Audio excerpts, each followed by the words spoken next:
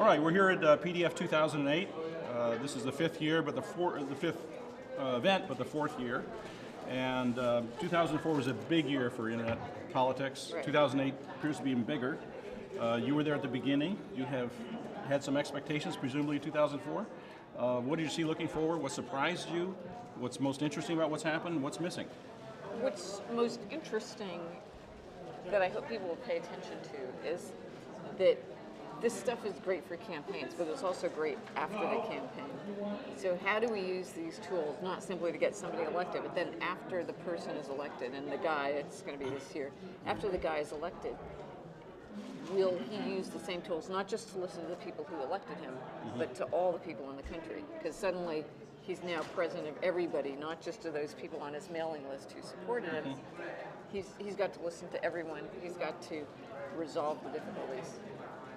So somebody today was talking about how has the internet really changed things, and I think there's one good change, which is the transparency and the requirement of the politicians to listen.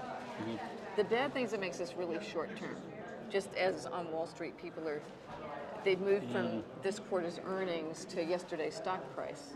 In politics, you can pay too much attention to the polls. You can sort of lose your own sense of direction. The people that elected you, they elected you on the basis of certain promises.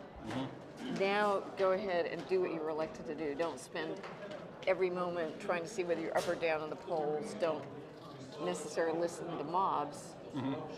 Engage in a conversation, but you don't come up with constructive ideas by voting. You come up with constructive ideas by discussing and being creative. And the collaboration of creating a policy is very different from the mass numerical thing of voting. And understanding that's really important.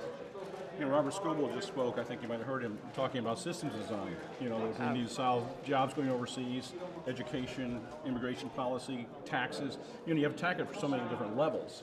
Do you think the crowd, so to speak, not mobs, but a crowd, do you think we're ready for it? Do you think the tech is kind of ready? Well, I think a small crowd can be very creative in designing. So, yeah, we're ready for that. We're ready for collaboration. But what you don't want to do, people will always vote both for more potatoes and fewer taxes. So you need to construct something that manages the trade-offs. You also need to understand that, for example, what the impact of having more immigrants is. It may lower wages, but it also lowers costs. It keeps more people and more business and everything else in the country. The people who come in tend to be entrepreneurial, so they'll contribute to the economy. But things operate with a lag time. So people need to understand not just the texture that you can get by watching a video, but the interaction and feedback loops that you get by watching a simulation.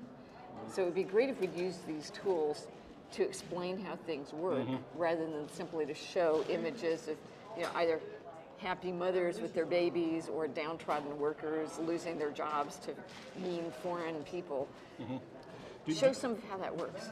Do you think people are ready to engage that? One of the things that's occurred to me is that, people now we never expected people to spend so much time, energy, and money working on their music collection. Right. And so they do all sorts of things that were typically unexpected. They even know what a genre is. Yeah. All right. So I'm curious if maybe some sort of similar thing around issues, the issues I care most about, to start sorting out. Oh, I really want to go in this direction with that, and then somehow have a dialogue. Do you think we'll see the tools very soon, or? Well, I hope so. I mean, I hope whichever guy gets elected uses it. Before they were asking for money and votes. Now I would like them to ask for effort and for actual constructive collective effort. And that may be as simple as going to school and learning something rather than complaining. It's complicated. Yeah. That's the thing. It's easy to ask for money. It's much harder to encourage huge numbers of diverse people to do diverse things to make this a better country. So be more aggressive about looking for a job. Be more thoughtful in how you run your own town. I think the most important thing this stuff can do is not elect a president, but help people become more active and feel more empowered in their local communities.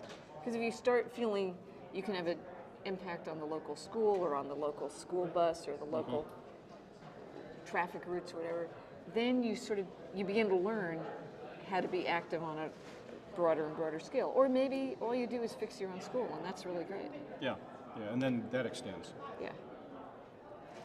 Esther, thank you so much. Thank you.